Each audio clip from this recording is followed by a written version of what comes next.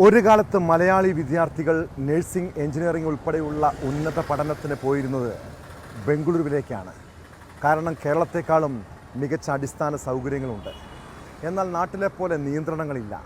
മാത്രമല്ല, പൊതുവെ മലയാളികൾക്ക് വളരെ സുരക്ഷിതമായ സ്ഥലമായിരുന്നു ബംഗളൂരു. പക്ഷേ ആവേശം സിനിമ പുറത്തിറങ്ങിയ ശേഷം സ്ഥിതി ആകെ മാറി. അന്നുവരെയും സീനിയേഴ്സ് നിയന്ത്രിച്ചു കൊണ്ടിരുന്ന പല കോളേജുകളിലും ഒന്നാം വർഷ വിദ്യാർത്ഥികൾ ഗുണ്ടായിസം കാണിക്കാൻ തുടങ്ങി. ഓരോ കോളേജിന് പുറത്തും രംഗണ്ണന്മാർ രംഗത്തിറങ്ങി. അങ്ങനെ ലോക്കൽസിൻ്റെ പിന്തുണയോടെ ജൂനിയേഴ്സ് ആക്രമണം അഴിച്ചുവിടും. ബംഗളൂരുവിലെ ആചാര്യ നഴ്സിംഗ് കോളേജിൽ ഓണാഘോഷത്തിനിടെ ഉണ്ടായ സംഘർഷവും കത്തിക്കുത്തും ആവേശം മോഡലിലായിരുന്നു. ലോക്കൽസിനൊപ്പം സംഘടിച്ചെത്തിയ ഒന്നാം വർഷ വിദ്യാർത്ഥികൾ ഹോസ്റ്റലിൽ കയറി ഭീകരാദൃശ്യം സൃഷ്ടിക്കുകയായിരുന്നു. മറുനാടുകളിൽ മലയാളി വിദ്യാർത്ഥികളുടെ ജീവിതം എത്രത്തോളം സുരക്ഷിതമാണ്? അവർക്കാരാണ് സുരക്ഷ ഒരുക്കേണ്ടത്? വിശദമായി പരിശോധിക്കുകയാണ് പോലീസ് പട്രോൾ. സ്വാഗതം.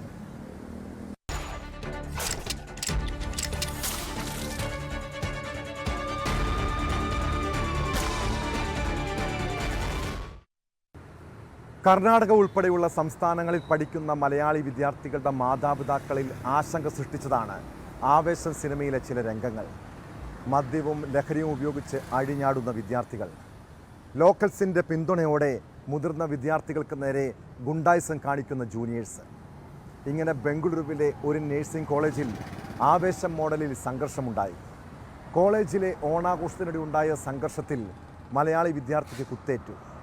ആചാര്യ നഴ്സിംഗ് കോളേജിലെ വിദ്യാർത്ഥിയായ മലപ്പുറം സ്വദേശി മുഹമ്മദ് സാബിത്തിനാണ് കുത്തേറ്റത്. ബംഗളൂരു സ്വദേശിയും ഒന്നാം വർഷം മലയാളി വിദ്യാർത്ഥികളും ചേർന്നാണ് സീനിയേഴ്സ് താമസിക്കുന്ന ഹോസ്റ്റലിലെത്തി ഭീകരാന്തരീക്ഷം സൃഷ്ടിച്ചത്. കേസിൽ ഒരാൾ പിടിയിലായിട്ടുണ്ട്. അതിനിടെ കേസ് അട്ടിമറിക്കാൻ പോലീസ് ശ്രമിക്കുന്നതായും വിദ്യാർത്ഥികൾ ആരോപിക്കുന്നു.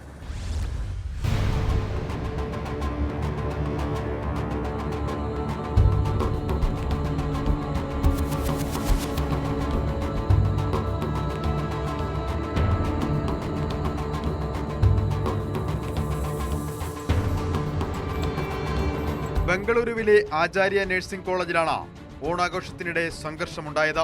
കോളേജിൽ ഓണാഘോഷ പരിപാടികൾ നടക്കുന്നതിനിടെ അപ്രതീക്ഷിതമായി വിദ്യാർത്ഥികൾ ചേരിതിരിഞ്ഞ് ഏറ്റുമുട്ടുകയായിരുന്നു. അതിനിടെ പുറമെ നിന്നെത്തിയ സംഘം കോളേജിൽ കയറി പ്രശ്നമുണ്ടാക്കി. പിന്നീട് രാത്രിയോടെ മലയാളി വിദ്യാർത്ഥികൾ താമസിക്കുന്ന ഹോസ്റ്റലിലെത്തി ഭീകരാന്തരീക്ഷം സൃഷ്ടിച്ച സംഘം ആക്രമണം നടത്തുകയായിരുന്നു. അതിനിടെയാണ് മലപ്പുറം സ്വദേശിയായ മുഹമ്മദ് സാബിത്ത് എന്ന മൂന്നാം വർഷ നഴ്സിംഗ് വിദ്യാർത്ഥിക്ക് കുത്തേറ്റത്. ഈ കോളേജിൽ മുൻപ് പഠിച്ചിരുന്ന ആദിത്യനാണ് ആക്രമണത്തിന് നേതൃത്വം നൽകിയതെന്ന് വിദ്യാർത്ഥികൾ പറയുന്നു. മാഹി സ്വദേശിയായ ആദിത്യൻ നേരത്തെ ഈ കോളേജിൽ BBA പഠിച്ചിരുന്നെങ്കിലും ഇടയ്ക്ക് പഠനം നിർത്തി. പിന്നീട് കോളേജിന് സമീപത്ത് ടാറ്റു ഷോപ്പ് നടത്തുകയായിരുന്നു. ബംഗളൂരു സ്വദേശികളുമായി ചേർന്നാണ് ആദിത്യൻ ആക്രമണം നടത്തിയതെന്നും പരാതിയിലുണ്ട്. സംഭവവുമായി ബന്ധപ്പെട്ട ആദിത്യനെയും 2 മലയാളി വിദ്യാർത്ഥികളെയും സോളദേവനഹള്ളി പോലീസ് അറസ്റ്റ് ചെയ്തു. അതേസമയം കേസ് ഒത്തുതീർപ്പാക്കാൻ പോലീസ് ശ്രമം നടത്തുന്നതായും ആക്ഷേപമുണ്ട്. ആക്രമണത്തിൽ വയറിന് കുത്തേറ്റ സാബിത്ത് ആശുപത്രിയിൽ ചികിത്സയിലാണ്. വിദ്യാർത്ഥികളുടെ നില ഗുരുതരമല്ലെന്നാണ് ആശുപത്രി അധികൃതരിൽ നിന്ന് ലഭിക്കുന്ന വിവരം.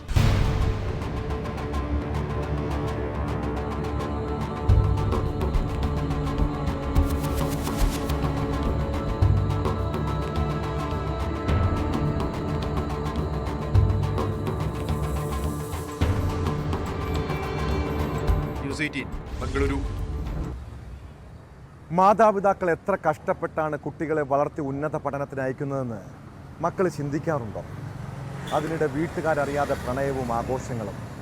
ഒടുവിൽ ജീവിതത്തിലുണ്ടാകുന്ന ചെറിയ പ്രശ്നങ്ങളിൽ കുട്ടികൾ ഒറ്റപ്പെട്ടു പോകുന്ന അവസ്ഥ. കോഴിക്കോട് സ്വദേശിനിയും മംഗളൂരുവിലെ ഫിസിയോതെറാപ്പി വിദ്യാർത്ഥിനിയുമായിരുന്ന ആയിഷയ്ക്കും അതാണ് സംഭവിച്ചത്. കോളേജിൽ നിന്ന് ഓണാവധിക്ക് വീട്ടിൽ പോകാതെ കാമുകൻ്റെ വാടക വീട്ടിലേക്ക് പോയ 21-കാരിയുടെ ആത്മഹത്യയോടെയാണ് അവൾ നേരിട്ട ചൂഷണങ്ങൾ പുറത്തറിയുന്നത്. കോഴിക്കോട് എരഞ്ഞിപ്പാലത്തെ വാടക വീട്ടിൽ പെൺകുട്ടി തൂങ്ങി മരിച്ച സംഭവത്തിൽ ആൺസുഹൃത്തിനെ പോലീസ് പിടികൂടി. കണ്ണാടിക്കൽ സ്വദേശി ബഷീറുദ്ദീനെ ആത്മഹത്യാ പ്രേരണ കുറ്റം ചുമത്തിയാണ് അറസ്റ്റ് ചെയ്തത്. തൻ്റെ മരണത്തിന് ഉത്തരവാദി ബഷീറുദ്ദീനാണെന്ന് വ്യക്തമാക്കി ആയിഷ അയച്ച വാട്സാപ്പ് സന്ദേശങ്ങളാണ് കേസിൽ നിർണായകമായത്.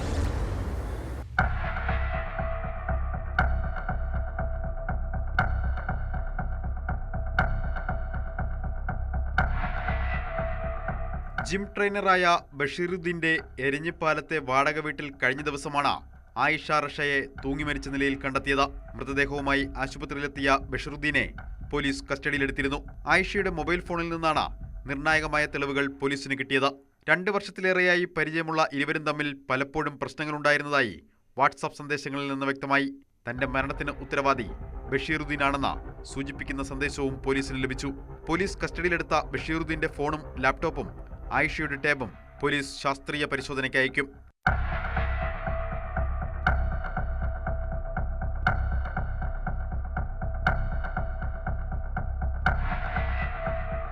നിലവിൽ ആത്മഹത്യാ പ്രേരണ കുറ്റം ചുമത്തിയാണ് ബഷീറുദ്ദീനെ അറസ്റ്റ് ചെയ്തത്. ആയിഷയുടെ സുഹൃത്തുക്കളുടെ അടക്കം മൊഴിയെടുത്ത ശേഷം ആവശ്യമെങ്കിൽ കൂടുതൽ വകുപ്പുകൾ ചുമത്തും. മംഗളൂരുവിലെ കോളേജിൽ 3ാം വർഷ ഫിസിയോതെറാപ്പി വിദ്യാർത്ഥിയായ ആയിഷ കഴിഞ്ഞ മാസം 24 മുതൽ എരഞ്ഞിപ്പാലത്തെ വാടക വീട്ടിലുണ്ടായിരുന്നുവെന്നാണ് ബഷീറുദ്ദീൻ പോലീസിന് നൽകിയ മൊഴി. ബഷീറുദ്ദീൻ ഞായറാഴ്ച രാവിലെ ജിമ്മിലെ ഓണാഘോഷത്തിന് പോകുന്നത് ആയിഷ എതിർത്തു. എതിർപ്പ് അവഗണിച്ച് പരിപാടിയിൽ പോയ ശേഷം രാത്രി 8:30യോടെ വീട്ടിലെത്തിയപ്പോഴാണ് ആയിഷയെ തൂങ്ങി മരിച്ച നിലയിൽ കണ്ടെത്തിയതെന്നാണ് ബഷീറുദ്ദീൻ പോലീസിന് മൊഴി നൽകിയത്. ആയിഷയുടേത് തൂങ്ങിമരണമാണെന്ന് പോസ്റ്റ്മോർട്ടത്തിൽ വ്യക്തമായി. സംഭവത്തിൽ സമഗ്ര അന്വേഷണം ആവശ്യപ്പെട്ട് ആയിഷയുടെ ബന്ധുക്കൾ രംഗത്തെത്തിയിരുന്നു. ബഷീറുദ്ദീൻ ആയിഷയെ ബ്ലാക്ക്മെയിൽ ചെയ്തതായും കുടുംബം ആരോപിച്ചിരുന്നു.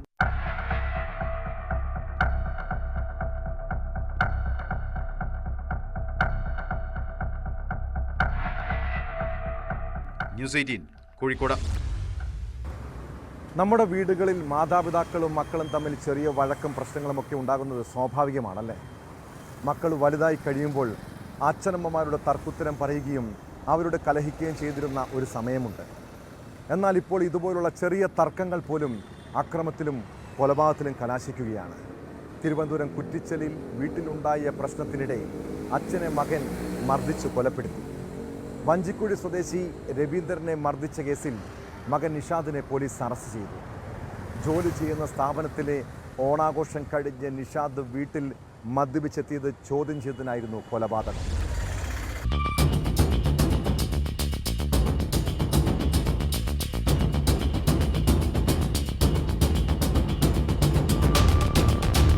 ജോലി ചെയ്യുന്ന സ്ഥാപനത്തിൽ ഓണാഘോഷം കഴിഞ്ഞ് നിഷാദ് വീട്ടിലെത്തിയപ്പോൾ ഇരുവരും തമ്മിൽ തർക്കമുണ്ടായി. തുടർന്ന് നിഷാദ് അച്ഛനെ മർദ്ദിക്കുകയും ആത്മഹത്യാ ഭീഷണി മുഴക്കുകയും ചെയ്തതായാണ് വിവരം. അതേസമയം പിടിച്ചു തള്ളിയപ്പോൾ രവീന്ദ്രൻ നിലത്ത് വീണെന്നും ഉടൻ ആശുപത്രിയിലെത്തിച്ചെങ്കിലും മരണം സംഭവിക്കുകയായിരുന്നു എന്നുമാണ് നിഷാദ് പോലീസിനോട് പറഞ്ഞത്.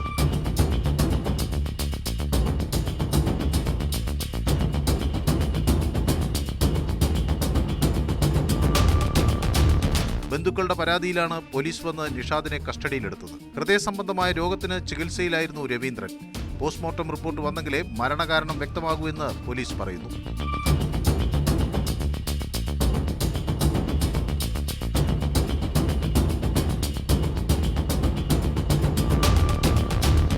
ന്യൂസ് 18 തിരുവനന്തപുരം. രാഹുൽ മാങ്കൂട്ടത്തിൽ MLA-ക്കെതിരെ ഇതുവരെയും ഒരു യുവതി പോലും പരാതി നൽകിയില്ലല്ലോ. സമാനമായ പീഡന കേസുണ്ടായിട്ടും മറ്റ് ജനപ്രതിനിധികൾ രാജിവെച്ചില്ലല്ലോ. ഒരു തെളിവ് പോലും ഇല്ലാത്ത ആരോപണത്തിൻ്റെ അടിസ്ഥാനത്തിൽ രാഹുൽ എന്തിന് രാജിവെക്കണമെന്ന് ചില കോൺഗ്രസ് നേതാക്കൾ ചോദിക്കുന്നുണ്ട്. എന്നാൽ അയാൾക്കെതിരെ ഉയർന്നത് വെറും ലൈംഗിക ആരോപണം മാത്രമല്ല. ഗർഭചിത്രം നടത്താൻ നിർബന്ധിച്ചെന്ന തെളിവുകൾ നേരത്തെ തന്നെ പുറത്തു വന്നതാണ്. രാഹുൽ ഒരാളെയല്ല 2 യുവതികളെ നിർബന്ധിച്ച് ഗർഭചിത്രം നടത്തിയെന്നാണ് പ്രത്യേക അന്വേഷണ സംഘത്തിൻ്റെ കണ്ടെത്തൽ. ഇതിൻ്റെ ആശുപത്രി രേഖകളടക്കം ഇൻ്റലിജൻസ് ശേഖരിച്ചു. പരാതി നൽകാതിരിക്കാൻ 2 യുവതികൾക്കും ശക്തമായ രാഷ്ട്രീയ സമ്മർദ്ദമുണ്ടെന്നും ക്രൈംബ്രാഞ്ച് പറയുന്നു.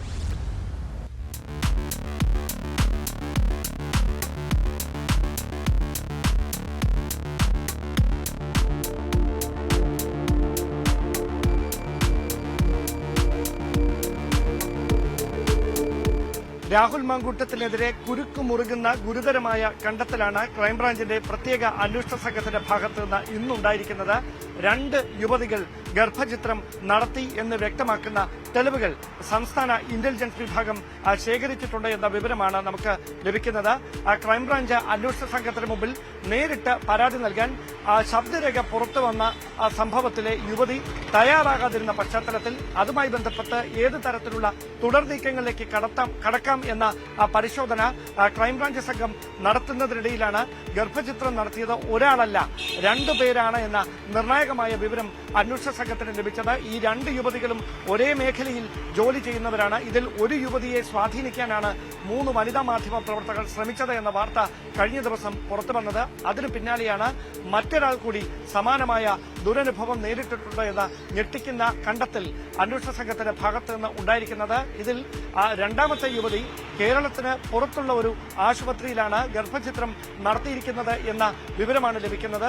അതുമായി ബന്ധപ്പെട്ട ആശുപത്രി ബില്ലുകളും ഗർഭചിത്രം നടത്തുന്നതുമായി ബന്ധപ്പെട്ട് അവർ കണ്ട ഡോക്ടറുടെ വിശദാംശങ്ങളും അടക്കം സംസ്ഥാന ഇന്റലിജൻസ് വിഭാഗം ശേഖരിച്ചു കഴിഞ്ഞു. ഈ വിവരങ്ങളടക്കം അന്വേഷണത്തിന് നേതൃത്വം നൽകുന്ന ക്രൈംബ്രാഞ്ച് സംഘത്തിന് അവർ കൈമാറും. അതിന്റെ അടിസ്ഥാനത്തിലായിരിക്കും ഇതുമായി ബന്ധപ്പെട്ട തുടരന്വേഷണം. നിലവിലെ സാഹചര്യത്തിൽ പരാതി നൽകാതിരിക്കാൻ ഈ 2 യുവതികൾക്കും മേൽ വലിയ തരത്തിലുള്ള ബാഹ്യസമ്മർദ്ദമുണ്ട് എന്ന വിവരങ്ങൾ അന്വേഷണ സംഘത്തിന് ലഭിച്ചിട്ടുണ്ട്. അങ്ങനെ നേരിട്ടവർ പരാതി നൽകാനോ മൊഴി നൽകാനോ തയ്യാറാകാതിരിക്കുന്ന സാഹചര്യമുണ്ടായാൽ ഭാരതീയ ന്യായ സംഹിതയിലെ സെക്ഷൻ 88 ഉപയോഗിച്ചുകൊണ്ട് മാതാവിന് ജീവഹാനി സംഭവിച്ചാലോ കുഞ്ഞിന് ജീവഹാനി സംഭവിക്കുന്ന ഒരു സാഹചര്യം ഉണ്ടായാലോ മാത്രമേ ഡോക്ടറുടെ അനുവാദത്തോടെ നിർബന്ധിത ഗർഭചിത്രം അനുവദിക്കുകയുള്ളൂ. അങ്ങനെ നിയമപരമായി ഇതിൽ ഇരയാക്കപ്പെട്ട യുവതികൾക്ക് എന്തെങ്കിലും ആരോഗ്യ സംബന്ധമായ ഭീഷണികൾ നേരിട്ടതുകൊണ്ടാണോ അവർ ഈ ഗർഭചിത്രത്തിന് തയ്യാറായത് എന്ന കാര്യത്തിൽ നിയമോപദേശം തേടിയതിനു ശേഷം അവർ പരാതി നൽകാൻ കൂട്ടാക്കാതിരിക്കുന്ന ഒരു സാഹചര്യമുണ്ടായാൽ നേരിട്ട് കേസെടുക്കാനുള്ള വകുപ്പുകളാണ് പഴുതുകളാണ് അന്വേഷണ സംഘം തേടുന്നത്. അതിനുവേണ്ടി പ്രത്യേക യോഗം ചേർന്ന് നിയമോപദേശം തേടുന്ന കാര്യത്തിൽ അന്തിമ ധാരണയിലെത്തും. അങ്ങനെയാണെങ്കിൽ രാഹുൽ മാങ്കൂട്ടത്തിന് പ്രതിരോധം തീർത്തുകൊണ്ടിരുന്ന അദ്ദേഹത്തിന്റെ പാർട്ടി നേതൃത്വത്തിന് അടക്കം ഇനി കാര്യങ്ങൾ കൈവിട്ടു പോകുന്ന സ്ഥിതിയിലേക്ക് സാഹചര്യം നീങ്ങുകയാണ്. എന്തായാലും രാഹുലിനെതിരായ പരമാവധി ഡിജിറ്റൽ തെളിവുകൾ ശേഖരിച്ചതിന് ശേഷം മാത്രം ചോദ്യം ചെയ്യാൻ വിളിപ്പിച്ചാൽ മതിയെന്ന തീരുമാനത്തിലാണ് അന്വേഷണ സംഘം.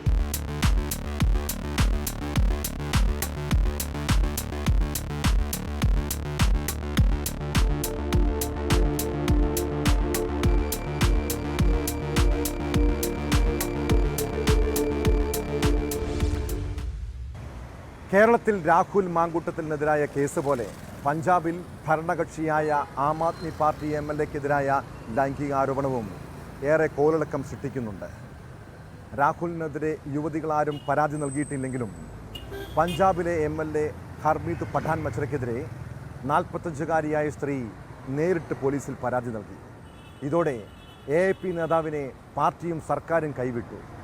എന്നാൽ പോലീസ് അറസ്റ്റ് ചെയ്തതിന് പിന്നാലെ വലിയ നാടകീയ രംഗങ്ങളാണ് അവിടെ അരങ്ങേറിയത്. പീഡനക്കേസിൽ അറസ്റ്റിലായ MLA പോലീസിന് നേർക്ക് വെടിയുതിർത്ത് രക്ഷപ്പെട്ടു.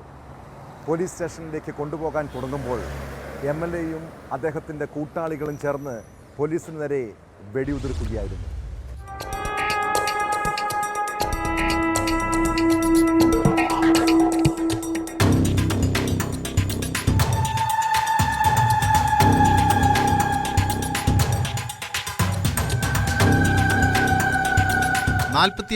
ായ വിവാഹമോചിതയാണ് ഹർമീദിനെതിരായ പരാതിക്കാരി.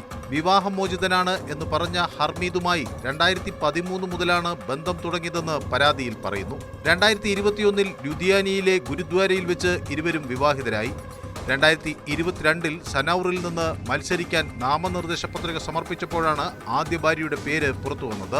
ആദ്യ ഭാര്യയെ ഉടൻ വിവാഹമോചനം ചെയ്യുമെന്ന് പറഞ്ഞ് ഇയാൾ ബന്ധം തുടർന്നു കൊണ്ടുപോവുകയായിരുന്നു. പിന്നീടാണ് യുവതി പരാതി നൽകിയത്. കർണാലിൽ വെച്ച് അറസ്റ്റ് ചെയ്ത ഹർമീദിനെ പോലീസ് സ്റ്റേഷനിലേക്ക് കൊണ്ടുപോകാൻ തുടങ്ങിയപ്പോൾ അദ്ദേഹവും കൂട്ടാളികളും ചേർന്ന് പോലീസുകാർക്ക് നേരെ വെടിയുതിർക്കുകയായിരുന്നു.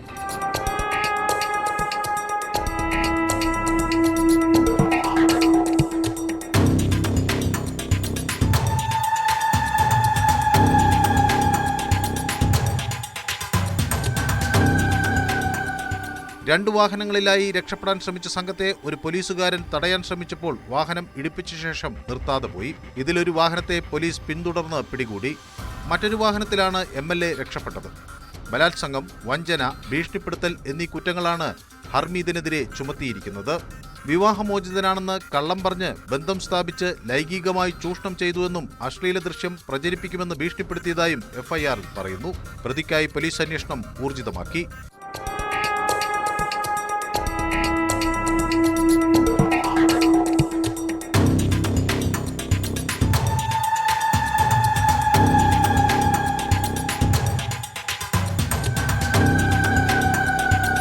News desk, news 18. പ്രായപൂർത്തിയാകാത്ത പെൺകുട്ടികളെ പ്രണയം നടിച്ച് തട്ടിക്കൊണ്ടുപോകുകയും ലൈംഗികമായി പീഡിപ്പിക്കുകയും ചെയ്യുന്ന സംഭവങ്ങളെക്കുറിച്ച് പലപ്പോഴും നമ്മൾ കേൾക്കാറുണ്ട്. എന്നാൽ ഇതുപോലെ ആൺകുട്ടികളുമായി നാടുവിടുന്ന സ്ത്രീകളുമുണ്ട് ഈ നാട്ടിൽ. ആലപ്പുഴ ചേർത്തലയിൽ 17 വയസ്സുകാരനുമായി നാടുവിട്ട വീട്ടമ്മയെ കൊല്ലൂരിൽ നിന്ന് പോലീസ് പിടികൂടി. 2 മക്കളെയും കൂട്ടിയാണ് 27-കാരി കൗമാരക്കാരനായ കാമുകനൊപ്പം ഒളിച്ചോടിയത്. ഇരുവരുടെയും ബന്ധുക്കൾ പോലീസിൽ നൽകിയ പരാതിയുടെ അടിസ്ഥാനത്തിൽ പള്ളിപ്പുറം സ്വദേശി സനീഷയെ പോലീസ് അറസ്റ്റ് ചെയ്തു. പോക്സോ നിയമപ്രകാരമാണ് യുവതിക്കെതിരെ കേസെടുത്തിരിക്കുന്നത്.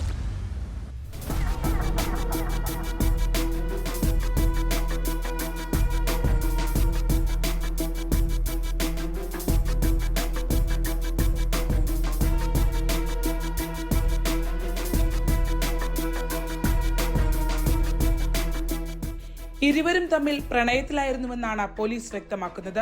പള്ളിപ്പുറം സ്വദേശിയായ സനൂഷ 2 കുട്ടികളുടെ അമ്മയാണ്.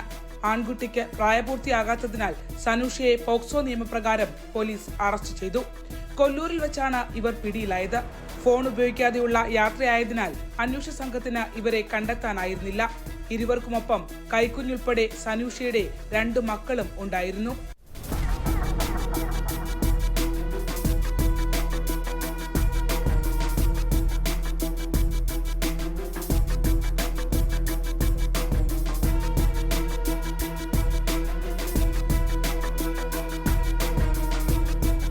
രാമങ്കരി സ്വദേശിയാണ് സനൂഷയെ വിവാഹം ചെയ്തത്. ഭർത്താവുമായി ചില പ്രശ്നങ്ങൾ ഉണ്ടായിരുന്നതായും സൂചനയുണ്ട്. 17 വയസ്സുകാരന്റെ കുടുംബം കുത്തിയതോട് പോലീസിനും സനൂഷയുടെ ഭർത്താവ് ചേർത്തല പോലീസിലും പരാതി നൽകുകയായിരുന്നു. ഇടയ്ക്ക് ബന്ധുവിനയച്ച വാട്സപ്പ് സന്ദേശമാണ് പിടിക്കപ്പെടാൻ കാരണമായത്. സനൂഷയുടെ ബന്ധു കൂടിയാണ് 17-കാരൻ.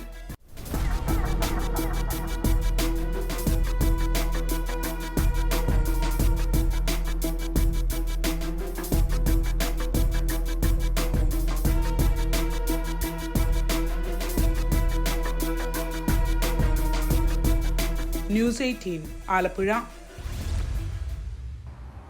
ചേർത്തലയിലെ ബിന്ദു പത്മനാഭൻ തിരോധാന കേസ് 1.5 പതിറ്റാണ്ടോളം പോലീസും ക്രൈംബ്രാഞ്ചും അന്വേഷിച്ചിട്ടും എന്തുകൊണ്ടാണ് യാതൊരു തെളിവും ലഭിക്കാതിരുന്നത്? ബിന്ദുവിൻ്റെ ഉടമസ്ഥയിലുള്ള സ്ഥലം ഇടപാടുമായി ബന്ധപ്പെട്ട് വിവരം കിട്ടിയിട്ടും അത് പരിശോധിക്കാതിരുന്നത് ആരുടെ വീഴ്ചയാണ്? വർഷങ്ങൾക്കിപ്പുറം ആ സ്ഥലം സ്വന്തമാക്കിയ സതീശനിലേക്ക് അന്വേഷണം എത്തിയിരിക്കുന്നു. സതീശൻ്റെ വീട്ടിലും ഹോട്ടലിലും റെയ്ഡ് നടത്തിയ സംഘം ഇയാളെ വിശദമായി ചോദ്യം ചെയ്തു. സതീശൻ്റെ സഹോദരൻ്റെ മരണത്തിലും അന്വേഷണ സംഘത്തിന് ചെറിയ സംശയങ്ങളുണ്ട്. സ്ഥലം ഇടപാടുമായി ബന്ധപ്പെട്ട് സതീശൻ ന്യൂസ് 18 നൽകിയ പ്രതികരണം ദുരൂഹത നിറഞ്ഞതായിരുന്നു. പിന്നാലെയാണ് അന്വേഷണ സംഘം നിർണായക നീക്കം ആരംഭിച്ചത്.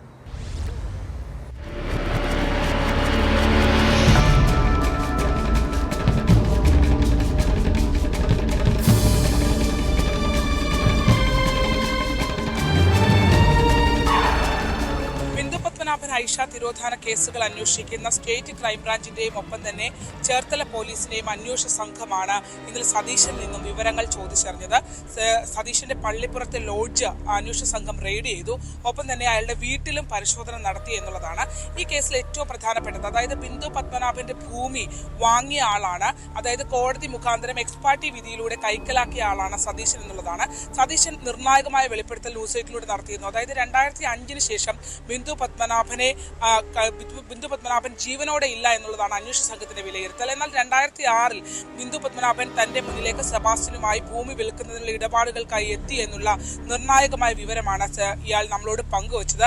മാത്രമല്ല അതിനുശേഷം, അതായത് പിറ്റേ ദിവസം അമ്പലപ്പുഴയിലെ ഭൂമി കാണാൻ പോകുന്ന ഘട്ടത്തിൽ സെബാസ്റ്റ്യന്റെ വീട്ടിൽ ബിന്ദു പത്മനാഭൻ ഉണ്ടായിരുന്നു എന്നും അന്ന് അവർ ഒരുമിച്ചാണ് അവിടെ താമസിച്ചിരുന്നത് എന്നുള്ളതും സതീശൻ വ്യക്തമാക്കിയിരുന്നു. പ്രോപ്പർട്ടി കാണാൻ വന്നപ്പോഴും ബിന്ദു ഇല്ല അല്ലേ? ബന്ധു വീട്ടിലിരുന്നു, സെബാസ്റ്റ്യൻ വീട്ടിലിരുന്നു. ഞങ്ങൾ കണ്ട് എന്നാൽ ഇതുപോലെ രജിസ്ട്രേഷൻ ഇല്ലല്ലോ സത്യം. അങ്ങനല്ല ബിന്ദു വീട്ടിലുണ്ട സെബാസ്റ്റ്യൻ പറഞ്ഞതാണോ അവർ ചേട്ടാ കണ്ടത്? എന്റെ അടുത്ത് വന്നിട്ടല്ലേ അങ്ങോട്ട് പോയത്. Sebastian വീട്ടിലിരിക്കുമ്പോൾ Sebastian ഭാര്യയുണ്ടോ? അഞ്ചു ദിവസം എല്ലാം കഴിച്ചിട്ടില്ല. അങ്ങനെ പിറ്റേ ദിവസം രാവിലെ സെബാസ്റ്റ്യൻ കാറുമായിട്ട് വന്നിട്ടാണ് നമ്മൾ അമ്പലപ്പുഴ പോകും. അന്നിട്ട് സെബാസ്റ്റ്യൻ വീട്ടിൽ താമസിച്ചിരുന്നു. ആ നിങ്ങൾ പ്രോപ്പർട്ടി കാണാൻ പോകുന്നതിന് തലേന്ന് ആ ചേച്ചി വൈകുന്നേരം വന്നു. രാത്രി ആളെ ഇറക്കില്ല. പിറ്റേ ദിവസം വെളുപ്പിനെ പോയി വന്നു. അഗ്രിമെന്റ് എഴുതിച്ചു. നല്ല കാശ്. എന്നാൽ ഈ ഭൂമി ഇടപാടുമായി ബന്ധപ്പെട്ട ചില കാര്യങ്ങൾ പൊരുത്തക്കേടുകൾ ഉണ്ട് എന്നുള്ളതാണ്. കാരണം എക്സ് പാർട്ടി വിധിയിലൂടെയാണ് ബിന്ദു പത്മനാഭന്റെ ഭൂമി, അമ്പലപ്പുഴയിലെ ഭൂമി സതീശൻ സ്വന്തമാക്കിയിട്ടുള്ളത്. മാത്രമല്ല ഈ ഭൂമി ഈ കേസ് വാദിച്ച അഭിഭാഷകന് തന്നെ വിറ്റു എന്നുള്ള കാര്യവും അയാൾ വ്യക്തമാക്കുന്നുണ്ട്. ബിന്ദു എഗ്രിമെന്റ് ഒപ്പിട്ടതിന് ശേഷം പിന്നീട് ഈ ഭൂമി തനിക്ക് എഴുതി നൽകുന്നതിനായി എത്തിയിരുന്നില്ല. 6 മാസം, അതായത് എഗ്രിമെന്റ് കാലാവധി പൂർത്തിയായ 6ാമത്തെ മാസം താൻ കേസ് കൊടുത്തു എന്നുള്ളതാണ് സതീശൻ വ്യക്തമാക്കിയിട്ടുള്ളത്. പിന്നീട് ബിന്ദു ഒരിക്കൽ തന്നെ വിളിച്ചിരുന്നു. അത് വിളിച്ചത് ഒരു ഇന്റർനെറ്റ് കോളിലാണ് എന്നുള്ള അടക്കമുള്ള സംശയാസ്പദമായ വിവരങ്ങളും ഇയാൾ പങ്കുവച്ചു. XX എന്നൊക്കെ പറയുന്ന ഒരു നമ്പറിൽ നിന്നാണ് തന്നെ വിളിച്ചിരുന്നത്. ആ നമ്പർ തനിക്കറിയില്ല, അതൊരു ഇന്റർനെറ്റ് കോൾ ആണെന്നാണ് താൻ കരുതുന്ന അടക്കമുള്ള കാര്യങ്ങൾ അയാൾ പറയുകയും ചെയ്തിട്ടുണ്ട്. അങ്ങനെ പരിശോധിക്കുകയാണെങ്കിൽ ഇയാൾ പറയുന്ന കാര്യങ്ങൾ പല പൊരുത്തക്കേടുകളും ഉണ്ട് എന്നുള്ളതാണ്. എന്തായാലും ഈ ഭൂമി അഭിഭാഷകന് തന്നെ ഈ കേസ് എക്സ് പാർട്ടി വിധിയിലൂടെ ഭൂമി സ്വന്തമാക്കിയ ശേഷം അഭിഭാഷകന് തന്നെ വിറ്റു എന്നും സതീശൻ നമ്മളോട് സ്ഥിരീകരിക്കുന്നുണ്ട്. അതൊക്കെ കോടതി കമ്മിറ്റ് ചെയ്തില്ലേ? അതിന് പിന്നെ കിട്ടിയില്ലേ? ഇല്ല. ഇപ്പൊ കേസുണ്ടോ അതിനകത്ത്? അത് ഞാൻ വിൽക്കുകയും ചെയ്തു. സ്ഥലം വിറ്റോ? പിന്നെ ഇല്ലേ? ആർക്ക് വിറ്റു? വക്കീൽ തന്നെ. കേസ് നടത്തി വക്കീലിനെ വിറ്റു. എനിക്കറിയാം ഇതിന്റെ പുറകെ ഇങ്ങനെയുള്ള ചോദ്യം വരില്ലേ? അത് രാമകൃഷ്ണ വക്കീലിന്റെ പേര് മേടിച്ചു. അങ്ങനെ അനിയനുണ്ടല്ലോ, ആ പുള്ളിയുടെ പേര് മേടിച്ചു. അതിനെ പുറത്തുനിന്ന് അറിയുമോ? ആ സതീശന്റെ കേസ് എന്ന് പറഞ്ഞാൽ പുള്ളിക്കറിയാൻ പറഞ്ഞു. വക്കീലിനെ മേടിച്ചു പ്രോപ്പർട്ടി. ആ ഞാൻ മനഃപൂർവ്വം കൊടുത്തോ? അത് ലാഭം കിട്ടിയ? ആ ഞാൻ കൊടുക്കുക. ബിന്ദു പത്മനാഭൻ, ഐഷ തിരോധാന കേസുകളിൽ സെബാസ്റ്റ്യനുമായി ബന്ധപ്പെട്ട സ്ത്രീകളുടെ തിരോധാന കേസിൽ എന്തെങ്കിലും പെൺവാണിഭ സംഘങ്ങൾക്കടക്കം ബന്ധമുണ്ടോ എന്ന ഉൾപ്പെടെയുള്ള സംശയങ്ങൾ അന്വേഷണ സംഘത്തിനുണ്ട്. ഒപ്പം തന്നെ നമുക്കറിയാം, നേരത്തെ മോൺസൺ മാവുങ്കൽ കേസുമായി ബന്ധപ്പെട്ട് മോൺസൺ മാവുങ്കലിന് തന്റെ ലോഡ്ജ് നൽകിയ ആളാണ് സതീശൻ. ഒപ്പം തന്നെ സതീശനുമായി ബന്ധപ്പെട്ട നിരവധി ദുരൂഹമായ കാര്യങ്ങളുമൊക്കെ അന്വേഷണ സംഘം പരിശോധിക്കുന്നുണ്ട്. അതിനോടൊപ്പം സതീശന്റെ സഹോദരന്റെ മരണം, അതായത് ജയദേവൻ എന്ന സതീശന്റെ സഹോദരന്റെ മരണത്തിൽ ഏറ്റവും അധികം സംശയിക്കുന്ന ആത്മഹത്യ ണെന്ന് പറയുമ്പോൾ പോലും സംശയിക്കപ്പെടുന്ന ഒരാളാണ് സെബാസ്റ്റ്യൻ. കാരണം സതീശന്റെ സഹോദരൻ മരണപ്പെടുന്ന സമയത്ത് അയാളുടെ കോടികളുടെ തുക അയാളിൽ നിന്നും നഷ്ടപ്പെട്ടിരുന്നു. ഒപ്പം തന്നെ മരണപ്പെടുന്ന ദിവസത്തിന് തലേ ദിവസം ഈ ജയദേവനും ഒപ്പം സെബാസ്റ്റ്യനും ഒരുമിച്ചിരുന്ന ചേർത്തലയിലെ ബാറിൽ മദ്യപിച്ചിരുന്നതായും കണ്ടെത്തിയിട്ടുണ്ട്. പിന്നീട് റെയിൽവേ ട്രാക്കിൽ ഇയാളെ ഈ ജയദേവനെ മരിച്ച നിലയിലായിരുന്നു കണ്ടെത്തിയിട്ടുള്ളത്. ഇത്തരത്തിൽ ഈ ഒരു സംഭവങ്ങളൊക്കെ നടക്കുമ്പോഴും അതിനുശേഷവും ഇവരൊക്കെ തമ്മിൽ, സതീശനും ഒപ്പം തന്നെ സെബാസ്റ്റ്യനും ഒക്കെ തമ്മിൽ നല്ല ബന്ധം പുലർത്തിയിരുന്നു എന്നുള്ളതാണ് അന്വേഷണ സംഘത്തിന്റെ അന്വേഷണത്തിൽ കണ്ടെത്താനായിട്ടുള്ളത്. ഒപ്പം തന്നെ അത് എന്തുകൊണ്ടാണ് അത്തരത്തിലൊരു ബന്ധം മുന്നോട്ട് പോയതെന്നും ഈ റിയൽ എസ്റ്റേറ്റ് പെൺവാണിഭ മാഫിയകൾക്ക് ഇതിനകത്ത് ഈ തിരോധാനങ്ങൾക്ക് പിന്നിൽ എന്തെങ്കിലും പങ്കുണ്ടോ എന്നൊക്കെയുള്ള പരിശോധനയാണ് ഇപ്പോൾ ക്രൈംബ്രാഞ്ചിന്റെയും ഒപ്പം തന്നെ പോലീസിന്റെയും ഭാഗമായി നടന്നുകൊണ്ടിരിക്കുന്നത്. അതിന്റെയൊക്കെ ഒരു തുടർച്ചയായാണ് ഇത്തരത്തിൽ ഒരു അന്വേഷണ സംഘം ഇപ്പോൾ ഇയാളെ കസ്റ്റഡിയിലെടുക്കുകയും, കസ്റ്റഡിയിലല്ല അയാളെ ചോദ്യം ചെയ്യുന്നതിനായി അയാളെ വിളിച്ചു വരുത്തുകയും ഒക്കെ ചെയ്തിട്ടുള്ളത്.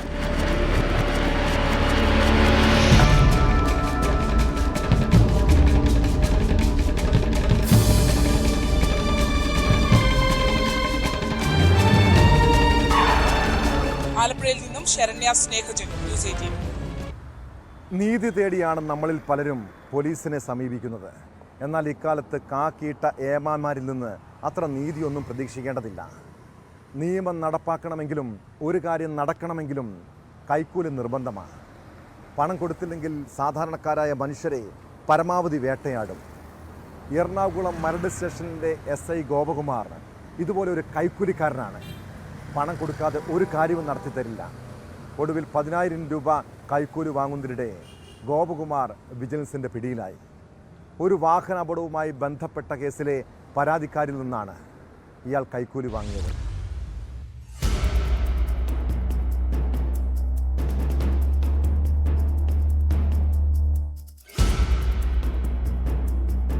ഈ മാസം 25-ാം തീയതി വൈറ്റില ഹബ്ബിന് സമീപം നടന്ന അപകട കേസിൽപ്പെട്ട വാഹനം വിട്ടുകൊടുക്കുന്നതിനാണ് മരട് SI ഗോപകുമാർ 10,000 രൂപ കൈക്കൂലി ആവശ്യപ്പെട്ടത്. പള്ളിക്കര സ്വദേശിയായ പരാതിക്കാരന്റെ ഉടമസ്ഥതയിലുള്ളതാണ് ലോറി. ലോറിയിൽ ഗ്യാസ് സിലിണ്ടർ കയറ്റി വരവെ ഡ്രൈവർക്ക് ഹൃദയാഘാതമുണ്ടാകുകയും സമീപത്തുള്ള ഇലക്ട്രിക് പോസ്റ്റിലും കാറിലും ബൈക്കിലും പിന്നീട് മതിലിലുമിടിച്ച് അപകടം സംഭവിക്കുകയായിരുന്നു.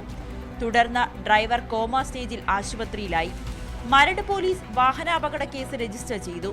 തുടർന്ന് ലോറി വിട്ടു നൽകുന്നതിന് ഉടമയോട് പണം ആവശ്യപ്പെടുകയായിരുന്നു.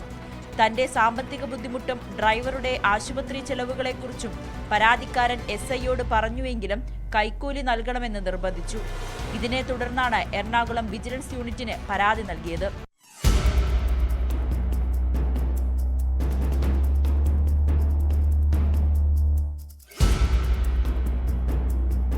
വൈകിട്ട് 4 മണിയോടെ പരാതിക്കാരൻ സ്റ്റേഷനിൽ നേരിട്ടെത്തി പണം നൽകുന്നതിനിടെയാണ് വിജിലൻസ് കൈയോടെ പിടികൂടിയത്. അറസ്റ്റ് രേഖപ്പെടുത്തിയ ശേഷം മൂവാറ്റുപുഴ കോടതിയിൽ ഹാജരാക്കിയ പ്രതിയെ റിമാൻഡ് ചെയ്തു.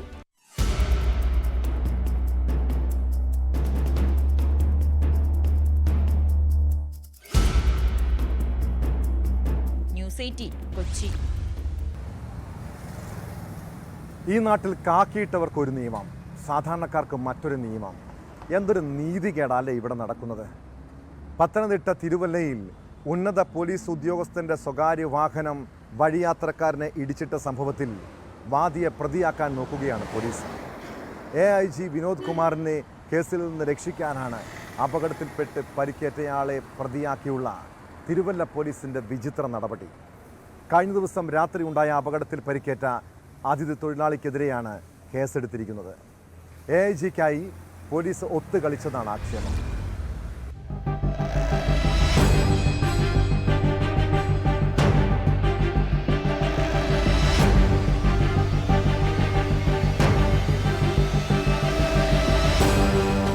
ഓഗസ്റ്റ് 30 രാത്രിയാണ് തിരുവല്ല കുറ്റൂരിൽ വെച്ച് AIG വിനോദ് കുമാറിൻ്റെ സ്വകാര്യ വാഹനം ഇതര സംസ്ഥാന തൊഴിലാളിയായ വഴിയാത്രക്കാരനെ ഇടിച്ച് പരിക്കേൽപ്പിച്ചത്. സംഭവം അറിഞ്ഞ് സ്ഥലത്തെത്തിയ തിരുവല്ല പോലീസ് പരിക്കേറ്റ അതിഥി തൊഴിലാളിയുടെ പേരിൽ കേസെടുക്കുകയായിരുന്നു. മോട്ടോർ വാഹന നിയമപ്രകാരമാണ് കേസെടുത്തത്. വാഹനമോടിച്ച ഡ്രൈവറുടെ മൊഴിയുടെ അടിസ്ഥാനത്തിലാണ് കേസെടുത്തതെന്നാണ് പോലീസിൻ്റെ വാദം. AIGക്കായി പോലീസ് ഒത്തുകളിച്ചെന്നാണ് ഉയരുന്ന ആക്ഷേപം. ഒരു ഉന്നത പോലീസ് ഉദ്യോഗസ്ഥൻ്റെ വാഹനം ജില്ലയിൽ അപകടത്തിൽപ്പെട്ടിട്ടും ജില്ലാ പോലീസ് മേധാവിയെ അറിയിക്കാതെ തിരുവല്ല പോലീസ് വിചിത്രമായ രീതിയിൽ കേസെടുത്തതിൽ പത്തനംതിട്ട SP R ആനന്ദ് കടുത്ത അതൃപ്തിയിലാണ്.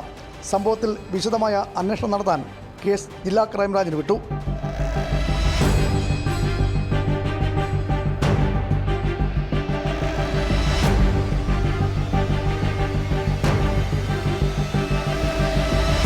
ന്യൂസ് 18 പത്തനംതിട്ട. ചെയ്യാത്ത കുറ്റത്തിന് ഒറ്റപ്പെടലും ദുരിതവും നിയമ നടപടികളും നേരിടേണ്ടി വന്ന പലരുടെയും ജീവിത കഥകൾ നമ്മൾ കേൾക്കാറുണ്ട്. അതിനു പിന്നിൽ രാഷ്ട്രീയ ഇടപെടലോ വ്യക്തിവിരോധമോ ഒക്കെ ഉണ്ടാകാം. മൂന്നാർ ഗവൺമെൻറ് കോളേജിലെ ഇക്കണോമിക്സ് വിഭാഗം മേധാവിയായിരുന്ന ആനന്ദ് വിശ്വനാഥനെ ഇങ്ങനൊരു കള്ളക്കേസിൽ കുടുക്കിയതാണ്. പരീക്ഷാ ഹാളിൽ വെച്ച് ഭീഷണിപ്പെടുത്തി പീഡിപ്പിച്ചെന്നാരോപിച്ച് വിദ്യാർത്ഥികൾ നൽകിയ കേസിൽ 11 വർഷത്തിന് ശേഷം അധ്യാപകനെ കോടതി കുറ്റവിമുക്തനാക്കി. രാഷ്ട്രീയ പ്രേരിതമായി കെട്ടിച്ചമച്ച കേസെന്നാണ് തൊടുപുഴ അഡീഷണൽ സെഷൻസ് കോടതിയുടെ നിരീക്ഷണം.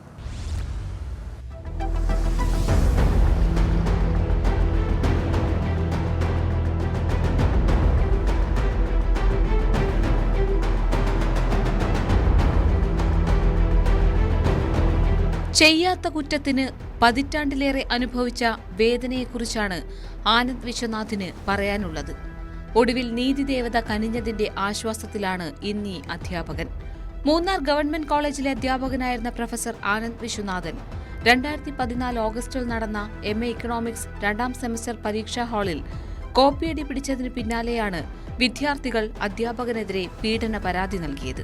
2 സിൻഡിക്കേറ്റ് അംഗങ്ങളെ ഉൾപ്പെടുത്തിക്കൊണ്ടുള്ള ഒരു എൻക്വയറി കമ്മിറ്റി രൂപീകരിക്കുകയും അവർ എൻക്വയറി നടത്തുകയും ആ എൻക്വയറി റിപ്പോർട്ടിനകത്ത് നിഗൂഢമായ രീതിയിൽ, അതായത് പ്രിൻസിപ്പലിൻ്റെ ഭാഗത്തുള്ള ലാപ്സസും എക്സാം ഇൻവിജിലേറ്ററൊക്കെ ആളുടെ ഭാഗത്തുണ്ടായ വീഴ്ചയും ഇതെല്ലാം കൂടി കാണിച്ചിട്ടുള്ള റിപ്പോർട്ട് വന്നിട്ട് 2 കുട്ടികളെ ഡീബാർ ചെയ്യുകയും ചെയ്തിരുന്നു. എന്നാൽ ഭരണം മാറുമ്പോഴേക്കും ഈ എൻക്വയറി റിപ്പോർട്ട് തന്നെ അട്ടിമറിക്കുക ചെയ്തവർ, അതായത് ഇവരുടെ ഇടതുപക്ഷ അനുകൂല സംഘടനകൾ ചേർന്നിട്ട്. പരീക്ഷ ഇൻവിജിലേറ്ററായിരുന്ന ആൾ കോപ്പിയടിച്ച വിവരം സർവകലാശാലയെ അറിയിച്ചിരുന്നില്ല. ഇതും ആനന്ദ് വിശ്വനാഥിന് തിരിച്ചടിയായി. SFI അനുഭാവികളായ വിദ്യാർത്ഥിനികൾ പരാതി തയ്യാറാക്കിയത് മൂന്നാറിലെ CPM പാർട്ടി ഓഫീസിൽ വെച്ചാണെന്നാണ് സർവകലാശാല അന്വേഷണ കമ്മീഷൻ പിന്നീട് കണ്ടെത്തിയത്. പെൺകുട്ടികൾ തന്നെ ഇക്കാര്യം കമ്മീഷനോട് തുറന്നു പറഞ്ഞു. ഇവർ ഏകപക്ഷീയമായിട്ട് തീരുമാനിച്ചു. ആ തീരുമാനങ്ങളുടെ അടിസ്ഥാനത്തിൽ അവിടെ ഇവിടെ റിപ്പോർട്ട് ചെയ്തു. ഞാൻ കുറ്റക്കാരനാക്കപ്പെടുകയും ചെയ്തു. പക്ഷെ അതായിരുന്നില്ല. പ്രൊഫസർ പരീക്ഷാ ഹാളിൽ വെച്ച് തങ്ങളെ ലൈംഗികമായി പീഡിപ്പിച്ചെന്നും കോപ്പിയടി കേസിൽ കുടുക്കുമെന്നും ഇന്റേണൽ മാർക്ക് നൽകില്ലെന്ന് പറഞ്ഞ് ഭീഷണിപ്പെടുത്തിയെന്നുമാണ് പരാതിയിലുണ്ടായിരുന്നത്. ഇവരുടെ മൊഴികളുടെ അടിസ്ഥാനത്തിൽ അധ്യാപകനെതിരെ 4 കേസുകളാണ് മൂന്നാർ പോലീസ് രജിസ്റ്റർ ചെയ്തത്. ലൈംഗിക പീഡന കുറ്റമാരോപിച്ച് ദേവികുളം മജിസ്ട്രേറ്റ് കോടതിയിൽ 4 കുറ്റപത്രം സമർപ്പിക്കുകയും ചെയ്തു. ഇതിൽ 2 കേസിൽ ആനന്ദ് വിശ്വനാഥിനെ വെറുതെ വിട്ടു. എന്നാൽ മറ്റു 2 കേസിൽ അദ്ദേഹത്തെ കുറ്റക്കാരനാണെന്ന് കണ്ടെത്തി 3 വർഷം തടവും 5000 രൂപ പിഴയും ചുമത്തി. ഇതിനെതിരെ ആനന്ദ് വിശ്വനാഥൻ 2021 തൊടുപുഴ അഡീഷണൽ സെഷൻസ് കോടതിയിൽ അപ്പീൽ നൽകി. ഇത് പരിഗണിച്ച കോടതി കേസിൽ രാഷ്ട്രീയ ഗൂഢാലോചനയുണ്ടെന്ന് നിരീക്ഷിക്കുകയായിരുന്നു. പോലീസിനെതിരെയും വിമർശനമുണ്ടായി.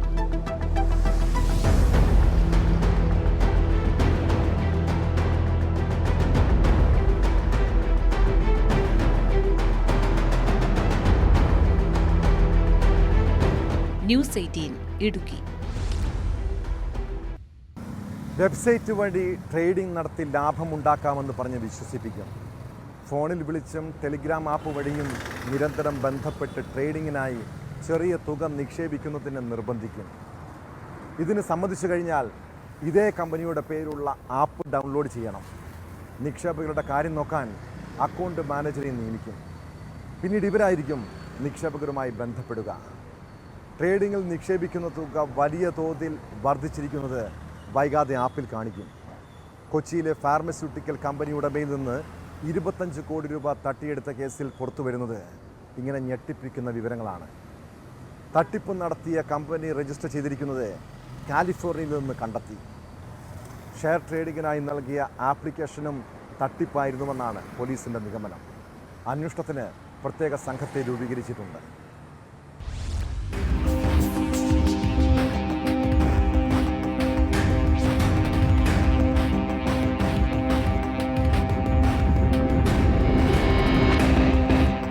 ഷെയർ ട്രേഡിംഗ് ആപ്പിനായി നൽകിയ ആപ്ലിക്കേഷനും തട്ടിപ്പായിരുന്നെന്നാണ് പോലീസിന്റെ സംശയം. ആശയവിനിമയങ്ങളെല്ലാം നടന്നത് ടെലിഗ്രാമിലൂടെയാണ്. ഇതിലൂടെ നടന്ന ആശയവിനിമയത്തിന്റെ പൂർണ്ണ വിവരങ്ങൾ അന്വേഷണ സംഘം ശേഖരിച്ചിട്ടുണ്ട്.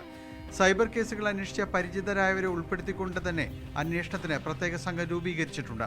തട്ടിപ്പ് സംഘത്തിൽ മലയാളികളുമുണ്ടെന്ന് ഉറപ്പായിട്ടുണ്ട്. ഡാനിയൽ എന്ന് പരിചയപ്പെടുത്തിയ മലയാളിയും ഇടപാടുകാരനുമായി ആശയവിനിമയം നടത്തിയിരുന്നു. പേര് യാഥാർത്ഥ്യമല്ലെന്ന് വ്യക്തമാണെങ്കിലും മറ്റു വിവരങ്ങൾ കണ്ടെത്താനുള്ള ശ്രമങ്ങളാണ് ഇപ്പോൾ നടത്തുന്നത്. പരാതിക്കാരന്റെ വിശ്വാസത നേടിയെടുത്ത ശേഷം പല തവണകളായാണ് പണം കൈപ്പറ്റിയത്. ആദ്യഘട്ടത്തിൽ ലാഭവിഹിതം നൽകിയിരുന്നു. 1 കോടിയിലധികം രൂപ തുടക്ക സമയത്ത് തന്നെ തിരിച്ചു നൽകി. ഇത് വിശ്വാസ്യത പിടിച്ചുപറ്റാൻ വേണ്ടിയായിരുന്നു. ഇതോടെ കൂടുതൽ പണം കൊച്ചി സ്വദേശിയായ ഈ നിമേഷ് എന്ന പരാതിക്കാരൻ നൽകി.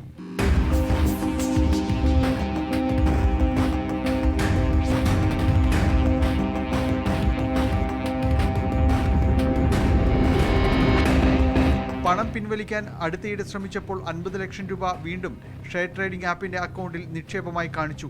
ഇതോടെ കൂടുതൽ വിശ്വാസമാവുകയും നിക്ഷേപം തുടരുകയും ചെയ്തു. എന്നാൽ അതിൽ നിന്ന് പണം മാറ്റുവാൻ ശ്രമിച്ചപ്പോഴാണ് ആപ്പ് അക്കൗണ്ട് പൂർണ്ണമായും ബ്ലോക്ക് ചെയ്തത്. ഇതോടെ തട്ടിപ്പ് ബോധ്യമായി പരാതി നൽകുകയായിരുന്നു. കൂടുതൽ പരാതിക്കാർ ഉണ്ടാകാനുള്ള സാധ്യത പോലീസ് തള്ളിക്കളയുന്നില്ല. ഷെയർ ട്രേഡിങ്ങിനെ കുറിച്ചെല്ലാം നന്നായി അറിയാവുന്നവരാണ് തട്ടിപ്പിന് ഇരയാകുന്നതെന്നാണ് കൗതുകം. കൊച്ചി സ്വദേശിയും വർഷങ്ങളായി ഷെയർ ട്രേഡിംഗ് നടത്തുന്നയാളാണ്.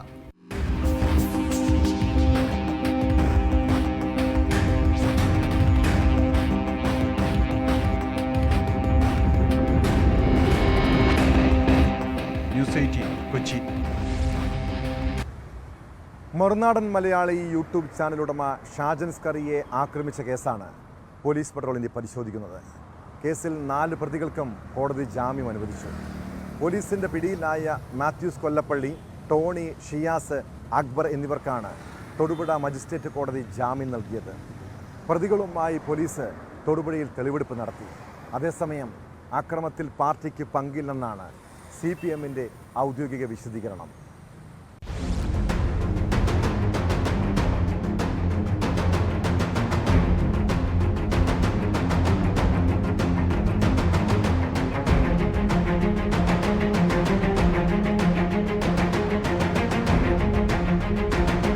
സംഭവത്തിന് തൊട്ടുപുറകെ കടന്നുകളഞ്ഞ അക്രമി സംഘത്തെ ബംഗളൂരുവിൽ നിന്നാണ് പോലീസ് പിടികൂടിയത്. അതിക്രമത്തിന് നേതൃത്വം നൽകിയ മാത്യൂസ് കൊല്ലപ്പള്ളി, ഷിയാസ് കൊന്താലം ഉൾപ്പെടെയുള്ളവരാണ് പിടിയിലായത്. സംഘത്തിലെ 5-ാമിനു വേണ്ടി പോലീസ് തിരച്ചിൽ തുടരുകയാണ്. നിലവിൽ ഇവർക്കെതിരെ വധശ്രമം, സംഘം ചേർന്ന് മർദ്ദിക്കൽ തുടങ്ങിയ വകുപ്പുകൾ ചുമത്തിയിട്ടുണ്ട്.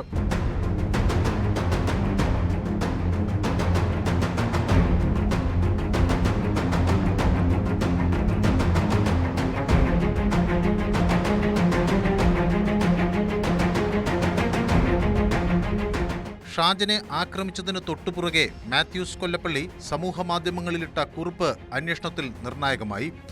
ഇതുൾപ്പെടെ പിന്തുടർന്നപ്പോഴാണ് പ്രതികളെക്കുറിച്ച് പോലീസിന് സൂചന കിട്ടിയത്. പ്രതികളെ മുഴുവനും ഷാജൻ സ്കറിയ തിരിച്ചറിയുകയും ചെയ്തു. തനിക്കെതിരെ നിയമ നടപടി സ്വീകരിക്കാൻ പറ്റാത്തതിനാൽ കായികമായി കൈകാര്യം ചെയ്ത് തന്നെ ഇല്ലാതാക്കാനുള്ള ശ്രമമാണ് നടന്നത് എന്നായിരുന്നു ഷാജൻ സ്കറിയയുടെ പ്രതികരണം. നിലവിലെ അന്വേഷണത്തിൽ തൃപ്തിയുണ്ടെന്നും ഷാജൻ സ്കറിയ പ്രതികരിച്ചു. CPM പ്രവർത്തകരാണ് ആക്രമണത്തിന് പിന്നിലെങ്കിലും പാർട്ടിക്ക് പങ്കില്ലെന്നാണ് ഔദ്യോഗിക വിശദീകരണം. ഷാജൻ സ്കറിയോട് മാത്യൂസ് കൊല്ലപ്പള്ളിക്കുള്ള വ്യക്തിവൈരാഗ്യമാണ് ആക്രമണത്തിന് പിന്നിലെന്നാരോപിച്ച് CPM, DYFI നേതാക്കളും രംഗത്തെത്തിയിട്ടുണ്ട്. എവിടുന്നോ കിട്ടിയ പത്രക്കട്ടിങ്ങിലെ ഒരു മരണവാർത്തയിൽ നിന്നും ഇയാളുടെ യൂട്യൂബ് കാണുന്ന ഞരമ്പ് രോഗികൾക്ക് വേണ്ടിയുള്ള എല്ലാ വഷളത്തരങ്ങളും ചേർത്ത്, ഇയാളുടെ സ്വതസിദ്ധമായ മനോവികൃതങ്ങളും ചേർത്ത് ഇയാൾ കഥകൾ ഉണ്ടാക്കി വിളമ്പുന്നു. ഇരു കുടുംബങ്ങൾക്കും ഇല്ലാത്ത പരാതികൾ ഉണ്ടെന്ന് വരുത്താൻ ശ്രമിക്കുന്നു. ഒരു കഥയിൽ നിർത്താതെ വീണ്ടും വീണ്ടും കഥകൾ ഉണ്ടാക്കി ഇയാൾ അതിൽ ആനന്ദം കണ്ടെത്തുന്നു. അങ്ങനെ തകർന്നുപോയൊരു ചെറുപ്പക്കാരന്റെ തലയിൽ ചവിട്ടി അവനെ തകർച്ചയുടെ പടുകുഴിയിലേക്ക് താഴ്ത്തിക്കളയാൻ ആവേശത്തോടുകൂടി ഇയാൾ ശ്രമിച്ചുകൊണ്ടിരിക്കുന്നു. ഷാജൻ സ്കറിയയുടെ മനോവികൃതത്തിന്റെ വിഷപ്പല്ലുകൊണ്ട് മുറിവേറ്റ ആദ്യത്തെയോ അവസാനത്തെയോ ആളല്ല ആ ചെറുപ്പക്കാരൻ. അത്തരം ആയിരക്കണക്കിന് മനുഷ്യരിൽ ഒരാൾ. തന്റെ ജീവിതത്തിൽ സംഭവിച്ച ഏറ്റവും വലിയ ദുഃഖത്തെക്കുറിച്ച് വൃത്തികെട്ട കഥകളുണ്ടാക്കി പ്രചരിപ്പിച്ച് അതിൽ ആനന്ദം കണ്ടെത്തിയ ഒരാളെ മുഖാമുഖം കണ്ടപ്പോൾ ആ മുഖമടച്ചൊന്ന് കൊടുക്കാനാണ് അവന് തോന്നിയത്. അടിച്ചത് ശരിയോ തെറ്റോ എന്ന് നിയമപരമായി പരിശോധിക്കപ്പെടട്ടെ എന്നും വീഡിയോയിൽ പറയുന്നു.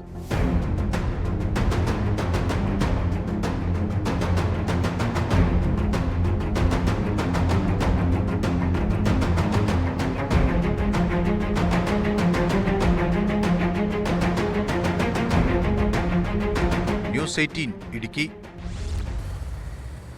തിരുവനന്തപുരം വെള്ളറടയിൽ ബൈക്ക് യാത്രികരായ സഹോദരങ്ങളെ റോഡിൽ തടയാൻ ശ്രമിച്ച ശേഷം ചൂരൽ കൊണ്ട് അടിച്ച സംഭവം പോലീസിനെ പ്രതിക്കൂട്ടിൽ നിർത്തുന്നതാണ്. വെള്ളറട സ്റ്റേഷനിലെ മഫ്തിയിൽ ഉണ്ടായിരുന്ന പോലീസുകാരാണ് മർദ്ദിച്ചതെന്നായിരുന്നു ആരോപണം. അത് ശരിവെക്കുന്ന വിവരങ്ങളാണ് പുറത്തു വരുന്നത്. ലാത്തി കൊണ്ട് അടിച്ചതിനെ ന്യായീകരിച്ച് പോലീസ് ഉദ്യോഗസ്ഥൻ തന്നെ സമൂഹ മാധ്യമത്തിലൂടെ രംഗത്തെത്തി. നമ്പർ പ്ലേറ്റ് ഇല്ലാത്ത ബൈക്കിൽ അമിത വേഗത്തിലെത്തിയവർ നിർത്താതെ അസഭ്യം പറഞ്ഞു പോയെന്നും ആ സമയം അബദ്ധത്തിൽ ലാത്തി ശരീരത്തിൽ കൊള്ളുകയായിരുന്നുവെന്നാണ് വിശദീകരണം. ഇത്തരം അവസരങ്ങളിൽ ഇനിയും ഇങ്ങനെ തന്നെ ചെയ്യാനാണ് ഉദ്ദേശമെന്നും FB പോസ്റ്റിൽ പോലീസുകാരൻ വെല്ലുവിളിക്കുന്നുണ്ട്.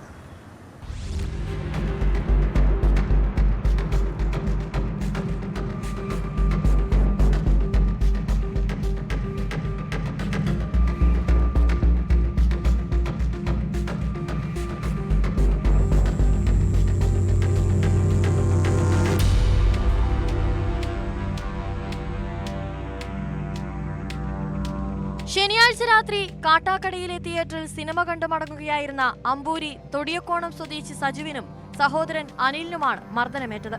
രാത്രി 1:30 ഇവർ വെള്ളറട ജംഗ്ഷനിലെത്തിയപ്പോൾ റോഡിൽ സാധാരണ വേഷത്തിൽ നിന്നവർ ബൈക്കിന് മുന്നിലേക്ക് പാഞ്ഞെത്തി നിർത്താൻ ആവശ്യപ്പെട്ടു.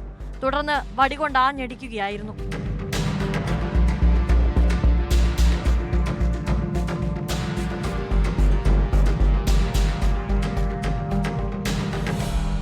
ബൈക്ക് ഓടിക്കുകയായിരുന്ന സജുവിന്റെ മുതുകിലും കൈയിലും അടിയേറ്റു. ബൈക്ക് നിയന്ത്രണം വിട്ട് സമീപത്തെ പോസ്റ്റിൽ ഇടിക്കാൻ പോകുന്നതും CCTV ദൃശ്യങ്ങളിൽ ഉണ്ടായിരുന്നു. സംഭവത്തിൽ നടപടി സ്വീകരിക്കണമെന്നാവശ്യപ്പെട്ട് SP ഉൾപ്പെടെ ഉന്നത ഉദ്യോഗസ്ഥർക്ക് യുവാക്കൾ പരാതി നൽകുകയും ചെയ്തു. അതേസമയം സംഭവത്തെ ന്യായീകരിച്ചുകൊണ്ടാണ് M. അനിൽകുമാർ എന്ന പോലീസുകാരന്റെ FB പോസ്റ്റ്. രാത്രി പെട്രോളിംഗിനിടെ അമിത വേഗതയിൽ വന്ന ബൈക്ക് ആവശ്യപ്പെട്ടിട്ടും നിർത്തിയില്ല. മുമ്പിലോ പുറകിലോ നമ്പർ പ്ലേറ്റ് ഇല്ലായിരുന്നു. എന്തെങ്കിലും കുറ്റകൃത്യം ചെയ്ത് വരുന്നവരാണോ എന്നറിയില്ല.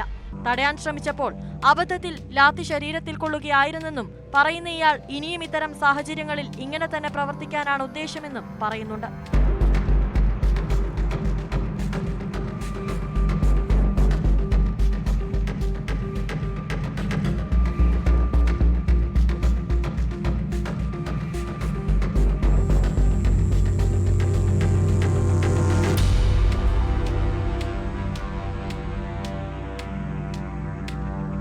അതേസമയം നീളമുള്ള കമ്പുകൊണ്ട് ആഞ്ഞടിക്കുന്നത് ദൃശ്യങ്ങളിൽ വ്യക്തമാണ്. പോലീസ് ജീപ്പോ യൂണിഫോമോ ഒന്നുമില്ലാതെ തടയാൻ ശ്രമിച്ചവർ അക്രമികളായിരിക്കുമെന്ന് ധരിച്ചാണ് രക്ഷപ്പെടാൻ ശ്രമിച്ചതെന്നാണ് ബൈക്ക് യാത്രക്കാർ വിശദീകരിക്കുന്നത്. സംഭവത്തിൽ പോലീസ് അന്വേഷണം തുടങ്ങിയതായാണ് സൂചന.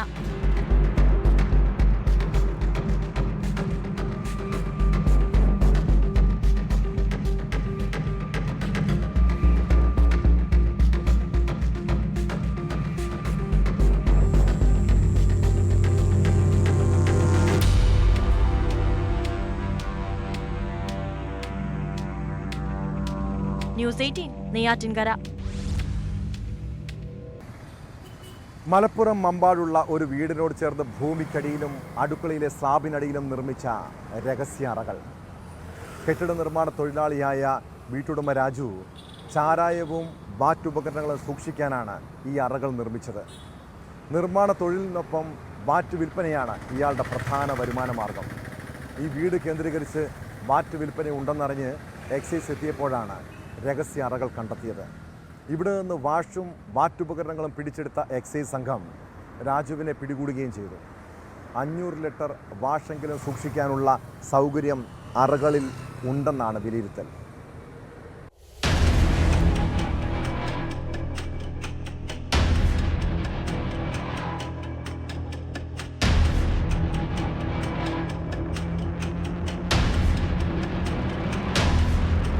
മമ്പാട് മേപ്പാടം പള്ളിക്കുന്ന് സ്വദേശി രാജുവിനെയാണ് എക്സൈസ് സംഘം അറസ്റ്റ് ചെയ്തത്. ഓണവിപണി ലക്ഷ്യം വെച്ച് സൂക്ഷിച്ചിരുന്ന 60 ലിറ്റർ വാഷും 1.25 ലിറ്റർ ചാരായവും വാറ്റുപകരണങ്ങളും ഇയാളുടെ വീട്ടിൽ നിന്ന് പിടിച്ചെടുത്തു. കെട്ടിട നിർമ്മാണ തൊഴിലാളിയായിരുന്ന രാജു ചാരായം വാറ്റുന്നതിനാവശ്യമായ വാഷും ഉപകരണങ്ങളും സൂക്ഷിക്കാനുള്ള രഹസ്യ അറകൾ കൂടി വീട്ടിൽ നിർമ്മിച്ചിരുന്നു. പോലീസിലും എക്സൈസിലുമായി 4 ചാരായം വാറ്റ് കേസുകളിൽ പ്രതിയായ രാജുവിന്റെ വീട്ടിൽ മുൻപും പരിശോധനകൾ നടന്നിട്ടുണ്ടെങ്കിലും അപ്പോഴെല്ലാം നിരാശയായിരുന്നു ഫലം. ചാരായ വിൽപ്പനയ്ക്ക് പലപ്പോഴും രാജു പിടിയിലായപ്പോഴും അയാൾ എവിടെയാണ് വാറ്റുപകരണങ്ങൾ സൂക്ഷിച്ചിട്ടുള്ളതെന്ന് എക്സൈസിനോ പോലീസിനോ കണ്ടെത്താനായിരുന്നില്ല. ഇതിനിടയിൽ ഓണം സ്പെഷ്യൽ ഡ്രൈവിന്റെ ഭാഗമായി മുൻപ്രതികളെ നിരീക്ഷിക്കുന്നതിന്റെ ഭാഗമായാണ് രാജുവിലേക്കും എക്സൈസ് എത്തിയത്. പ്രത്യേകം സജ്ജമാക്കിയ രഹസ്യറകളിലാണ്, അതായത് വീടിന്റെ അടുക്കളയോട് ചേർന്നുള്ള വർക്ക് ഏരിയയിലും വീടിന്റെ പുറത്തുള്ള ഷെഡിലും ഭൂമിക്കടിയിൽ പ്രത്യേകം സജ്ജീകരിച്ച അറകളിലാണ് ഇതെല്ലാം സൂക്ഷിച്ചിരുന്നത്. പുറത്തുനിന്ന് വന്ന ഒരു വ്യക്തിക്ക് പെട്ടെന്ന് ഒരിക്കലും കണ്ടുപിടിക്കാൻ പറ്റാത്ത അവസ്ഥയിലുള്ള ഒരു കൺസ്ട്രക്ഷനാണ് ആ വീട്ടിൽ ഞങ്ങൾക്ക് കാണാൻ സാധിച്ചത്. അതിൽ തന്നെ ഈ അറയുടെ മുകളിൽ മെറ്റലിൽ നിറച്ച് ചാക്കുകൾ കൂട്ടി വെച്ചിട്ട് പെട്ടെന്നൊന്നും പരിശോധിച്ച് കണ്ടെത്താൻ പറ്റാവുന്ന രീതിയിലായിരുന്നു. നമ്മുടെ പാർട്ടി നല്ല രീതിയിലുള്ള ഒരു പരിശോധന നടത്തിക്കൊണ്ടാണ് ഒരു നല്ല സാധനങ്ങൾ അവിടെ നിന്ന് കണ്ടെത്താൻ സാധിച്ചത്. എൻ്റെ പേരിൽ എക്സൈസിലും പോലീസിലും 3-4 കേസുകൾ ഓൾറെഡി ചാരായ കേസുകളുള്ളതാണ്. പ്രത്യേകം ചെയ്യാനാണെങ്കിൽ ഈ ടൈല് പണിക്കും വാർക്ക് പണിക്കൊക്കെ പോകുന്ന ഒരാളായതുകൊണ്ട് വീട് പണി നടക്കുന്ന സമയത്ത് തന്നെ ഇതുപോലെയുള്ള വ്യാജ വസ്തുക്കൾ സൂക്ഷിച്ചു വെക്കാവുന്ന രീതിയിലാണ് വീടിൻ്റെ പല സ്ഥലത്തും അണ്ടർഗ്രൗണ്ടായിട്ട് അറകൾ ഉണ്ടാക്കി വെച്ചിരിക്കുന്നത്.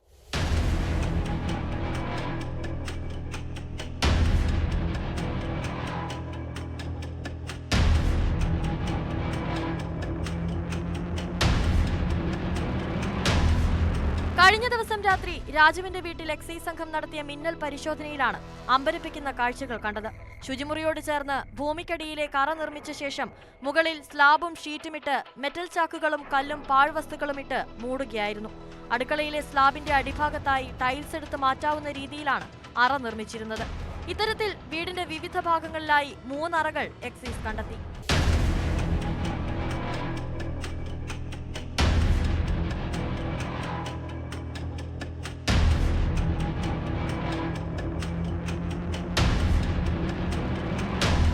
ന്യൂസ് 18 തിരൂർ. കുറ്റകൃത്യങ്ങളുടെ മറ്റു ചില വാർത്തകൾ ചുരുക്കത്തിൽ. തിരുവനന്തപുരം പോത്തൻകോട് വീട്ടിൽ പാർക്ക് ചെയ്തിരുന്ന വാഹനം രാത്രി വീട്ടുകാരറിയാതെ എടുത്തുകൊണ്ടുപോയ ശേഷം തിരികെ കൊണ്ടുവച്ചു. ഗതാഗത നിയമലംഘനത്തിന് നോട്ടീസ് ലഭിച്ചപ്പോഴാണ് വീട്ടുകാർ സംഭവം അറിഞ്ഞത്.